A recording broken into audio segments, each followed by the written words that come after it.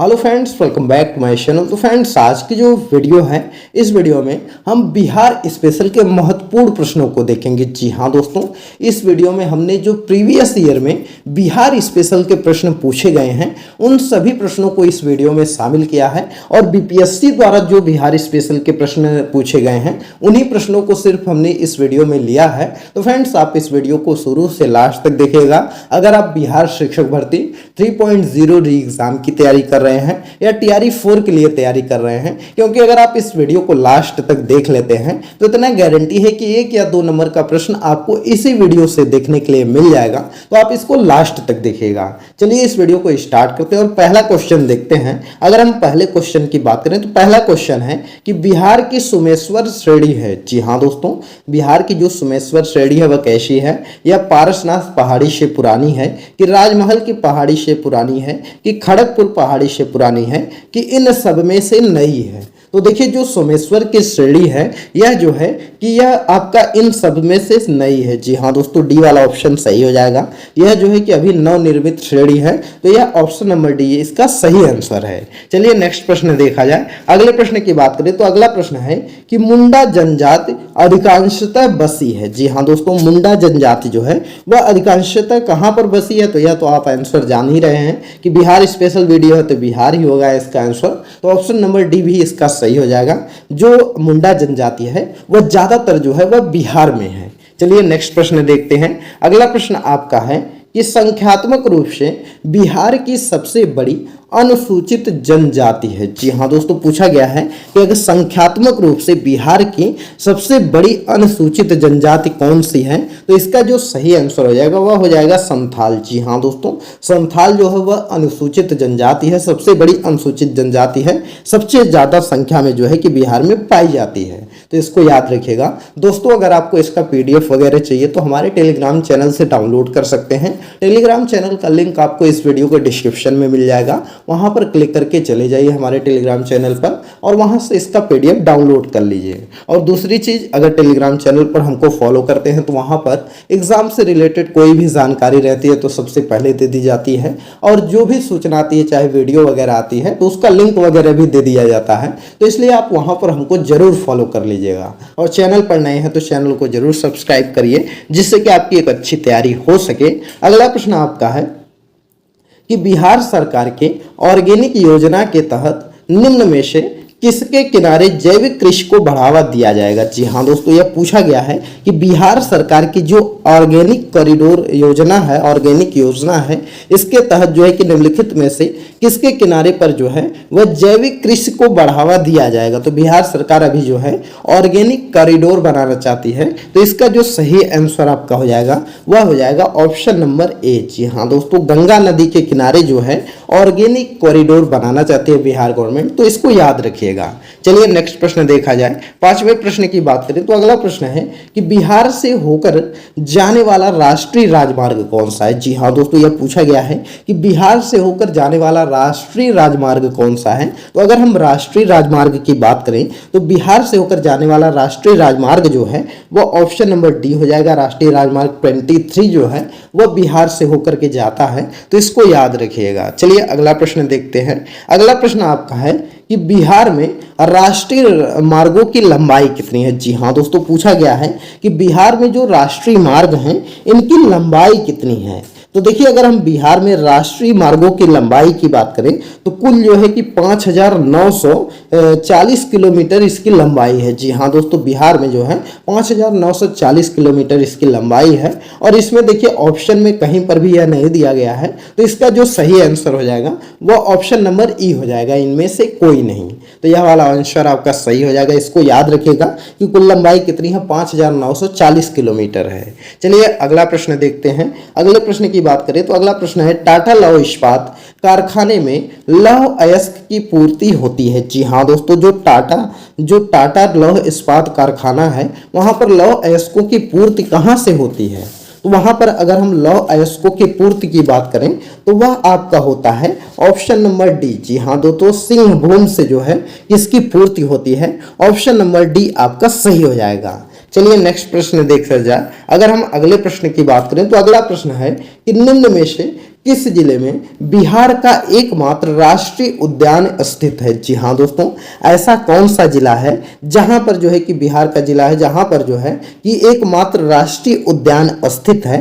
तो वह है आपका ऑप्शन नंबर सी। जी हाँ दोस्तों, पश्चिमी चंपारण में है, वाल्मीकि राष्ट्रीय उद्यान है, पश्चिमी चंपारण में है। तो इसको आप याद रखिएगा, मोस्ट इंपॉर्टेंट है। और बीपीएससी द्वारा जो है कि पूछा भी गया था टीआरई के एग्जाम में, वाल्मीकि राष्ट्रीय उद्यान कहाँ है? तो यह आपका पश्चिमी चंपारण में है। तो इसको याद रखेंगे, नेपाल बॉर्डर के पास में थोड़ा सा पड़ता है, तो इसको याद रखिएगा। चलिए अगला प्रश्न देखा जाए। अगर हम अगले प्रश्न की बात करें तो अगला प्रश्न है कि बिहार का कौन सा शहर वन्य जीव अभयारण्य और राष्ट्रीय पार्क के लिए प्रसिद्ध है? तो यह पूछा गया है कि बिहार का ऐसा कौन सा शहर वन्य जीव अभयारण्य शहर है जहां पर वन्य जीव अभयारण्य भी है और राष्ट्रीय पार्क भी है। तो देखिए यह जो है कि आपका हजारीबाग तो झारखंड में पड़ता है, तो यह भी नहीं है, नालंदा भी नहीं है, गया भी नहीं है, जमशेदपुर में नहीं है। तो इसका जो सही आंसर हो जाएगा वह ऑप्शन नंबर ई हो जाएगा, इनमें से कोई नहीं। तो यह ऑप्शन सही हो जाएगा। बाकी दोस्तों जब यह क्वेश्चन पूछा गया था, यह बीपीएससी द्वारा सन 2000 के आसपास पूछा गया था क्वेश्चन प्री में, तो उसमें जो है कि उस समय क्या था कि उस समय झारखंड बिहार से अलग नहीं हुआ था, तो जो है कि हजारीबाग बिहार में ही पड़ता था। तो हजारीबाग में ही आपका वन्यजीव अभयारण्य भी था और राष्ट्रीय पार्क भी था, तो इसलिए इसका आंसर ए सही था। लेकिन अभी जो है कि झारखंड अलग है, तो इसका ए वाला भी ऑप्शन गलत हो जाएगा और इसका ऑप्शन नंबर ई हो जाएगा। तो इसको आप याद रखिएगा। चलिए अगला प्रश्न देखते हैं। अगला प्रश्न आपका है कि निम्न में से कौन सा वन्यजीव अभयारण्य बिहार के मुंगेर जिले में स्थित है? जी हाँ दोस्तों, यह पूछा गया है कि बिहार के मुंगेर जिले में जो है कौन सा वन्यजीव अभयारण्य स्थित है? तो इसका जो सही आंसर हो जाएगा वह भीमबाध वन्यजीव अभयारण्य जो है यह मुंगेर जिले में स्थित है। तो इसको आप लोग याद रखेंगे, कौन सा है? भीमबाध है। अगला देखते हैं। अगला प्रश्न आपका है कि निम्न में से कौन सा शहर स्थान बिहार में वन्य जीव के लिए प्रसिद्ध है? तो यह पूछा गया है कि बिहार में कौन सा ऐसा स्थान है जो कि वन्य जीव के लिए प्रसिद्ध है। तो अगर हम बात करें जो कि वन्य जीव के लिए प्रसिद्ध है बिहार का, वह है गया। जी हाँ दोस्तों, गया में जो है कि गौतम बुद्ध वन्य जीव अभयारण्य है जो कि काफी ज्यादा फेमस है। तो इसको याद रखिएगा, बी वाला ऑप्शन आपका सही हो जाएगा। चलिए अगला प्रश्न देखते हैं। अगला प्रश्न है कि कोयले पर चलने वाली थर्मल पावर स्टेशन जो बिहार में स्थित है वह है। तो देखिए अगर हम इसका सही आंसर की बात करें, जो कि आपका कोयले पर चलने वाली थर्मल पावर स्टेशन है, तो इसका जो सही आंसर आपका हो जाएगा वह आंसर हो जाएगा ऑप्शन नंबर डी। जी हाँ दोस्तों, बोकारो, चंद्रपुर और संथाल डी जो है यह आपका कोयले पर चलने वाले थर्मल पावर स्टेशन है। तो इसको याद रखिएगा। चलिए अगला प्रश्न देखा जाए। अगले प्रश्न की बात करें तो अगला प्रश्न है कि बिहार में लीची उत्पादन है, तो बिहार में कितना प्रतिशत लीची उत्पादन होता है? तो देखिए अगर हम बात करें बिहार में जो लीची का उत्पादन होता है यह 40% होता है। जी हाँ दोस्तों, कितना होता है? 40% जो है कि बिहार में लीची का उत्पादन होता है पूरे भारत का। तो इसमें जो ऑप्शन आपको दिया गया है वह चारों ऑप्शन आपका सही नहीं है, तो इसलिए इसका जो सही आंसर हो जाएगा ऑप्शन नंबर ई हो जाएगा, इनमें से कोई नहीं। फिलहाल जो है कि आप इसको याद रखिएगा कि बिहार में लीची का उत्पादन कितना प्रतिशत होता है? 40% पूरे भारत का जो है कि उत्पादन बिहार में लीची का होता है। तो इसको याद रखेंगे। चलिए अगला प्रश्न देखते हैं। दोस्तों अगर आपको वीडियो पसंद आ रही है तो वीडियो को लाइक जरूर कर दीजिए और व्हाट्सएप पर जो है कि ग्रुप में इस वीडियो को शेयर भी कर दीजिए, जिससे कि आपकी एक अच्छी तैयारी हो सके, आपके दोस्तों की अच्छी तैयारी हो सके। और चैनल पर नए हैं तो सब्सक्राइब जरूर कर लीजिएगा। और अगर आप इसका पीडीएफ चाहते हैं तो टेलीग्राम चैनल से जो है कि इसका पीडीएफ मिल जाएगा। टेलीग्राम चैनल का लिंक जो है इस वीडियो के डिस्क्रिप्शन में दिया गया है। तो अगला प्रश्न देखते हैं। अगला प्रश्न है कि बिहार में मैथन उत्पादन करता है। तो देखिए मैथन उत्पादन क्या करता है? तो देखिए जो मैथन उत्पादन करता है इसका जो सही आंसर हो जाएगा वह हो जाएगा ऑप्शन नंबर बी। जी हाँ दोस्तों, जल शक्ति जो है कि इसका उत्पादन करता है। तो इसको आप लोग याद रखिएगा। मैथन डैम जो है यह दामोदर की सहायक नदी बराकर पर जो है इसको बनाया गया है और यह जल विद्युत संयंत्र की स्थापना की गई है। मैथन बांध जो है झारखंड के धनबाद जिला में, जबकि मैथन जल विद्युत स्टेशन पश्चिम बंगाल में है। तो इसको आप याद रखिएगा। चलिए अगला प्रश्न देख लेते हैं। अगले प्रश्न की बात करें तो अगला प्रश्न है कि पुराना बिहार का कितना प्रतिशत जमीन जो है लेकर झारखंड बना है? तो यह प्रश्न मोस्ट इंपॉर्टेंट है। और बीपीएससी टीआरई का जो एग्जाम हुआ था उसमें भी यह प्रश्न आया था कि पुराना बिहार का कितना प्रतिशत जमीन लेकर के जो है झारखंड राज्य को बनाया गया है। तो इसका जो सही आंसर हो जाएगा वह हो जाएगा 45.85%। जी हाँ दोस्तों, लगभग 46% जमीन लेकर के बिहार का जो है कि झारखंड बना है, 45.85%। तो इसको आप डाटा जरूर याद रखिएगा, इंपॉर्टेंट है। अगले प्रश्न की बात करें तो अगला प्रश्न है कि झारखंड बनने के बाद बिहार में कितने जिले रह गए थे। जी हाँ दोस्तों, मोस्ट इंपॉर्टेंट है। जब झारखंड बना था तो उस समय बिहार में कितने जिले रह गए थे। तो देखिए, अगर हम बात करें जब झारखंड बना था तो उस समय बिहार में मात्र जो है वह 37 जिले रह गए थे। और अभी अगर आपसे पूछ लिया जाए कि बिहार में कितने जिले हैं तो आप कमेंट करके बताइएगा। यह बहुत ही इजी प्रश्न है और आप बिहार के हैं तो आपको अच्छे से मालूम होगा कि बिहार में अभी कितने जिले हैं, तो कमेंट जरूर करिएगा। और जब जो झारखंड से अलग हुआ था बिहार, तो वहां पर जो है कि 37 जिले जो है कि उस समय बिहार में थे। चलिए अगला प्रश्न देख लेते हैं। अगर हम अगले प्रश्न की बात करें तो अगला प्रश्न है कि बिहार में सिंचाई क्षमता अंततः कितनी होती है। तो देखिए, अगर हम बात करें बिहार में जो है वह सिंचाई जो क्षमता होती है वह आपका सही आंसर हो जाएगा 89.20 लाख हेक्टेयर। जी हाँ दोस्तों, 89.20 लाख हेक्टेयर जो है कि सिंचाई होती है। तो इसको आप लोग याद रखिएगा, ए वाला ऑप्शन आपका सही हो जाएगा। चलिए अगले प्रश्न की बात करें। अगला प्रश्न है कि मुरी जाना जाता है। जी हाँ दोस्तों, मुरी क्या जाना जाता है, मुरी जाना जाता है। तो इसका सही है कि option number B aluminium plant है। तो जी हाँ दोस्तों, मुरी जो है इसको एल्युमिनियम प्लांट है तो जाना जाता है। तो इसको आप लोग याद रखेगा, इंपॉर्टेंट है। और यह प्रश्न जो है वह बीपीएससी का फेवरेट प्रश्न है।